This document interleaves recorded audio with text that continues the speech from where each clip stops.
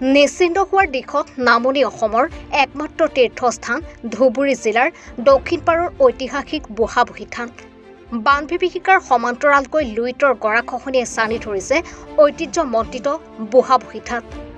ধুবুৰী জিলাৰ দক্ষিণ পাৰৰ বুঢ়াবুঢ়ী, মেদৰতাৰী, নিশ্চিন্তপুৰ আদি কৰি বৃহত্তৰ অঞ্চলৰ ৰাইজৰ আৱেগস্বৰূপ এই ঠাইডোখৰত দিনে নিশাই চলিছে লুইতৰ খহনীয়া। উল্লেখ্য যে 200 বছৰ পূৰ্বৰ পৰা এই বুঢ়াবুঢ়ী থানত চ'ত মাহৰ শেষৰ দিনটোত শিৱ পাৰ্বতী পূজা অনুষ্ঠিত হৈ আহিছে। মুছলমান সম্প্ৰদায়ৰ লোকসকলে এই দিনটোত পৃথকে আৰাধনা কৰে। সেয়ে এই ঠাইডোখৰক হিন্দু মুছলমানৰ মিলনভূমি বুলি কোৱা হয়।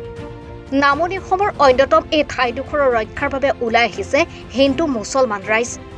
জলেশ্বৰৰ বিধায়ক আফতাব উদ্দিন মোল্লায়ো পৰিদৰ্শন ঐতিহ্যমণ্ডিত ঠাইখন। লক্ষীপুৰৰ পৰা আক্ৰামুল হকৰ ৰিপৰ্ট, এনি ভাৰত 24।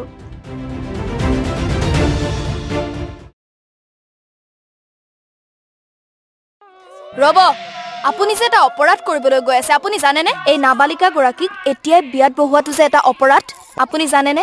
অপৰাধ কেনেকৈ?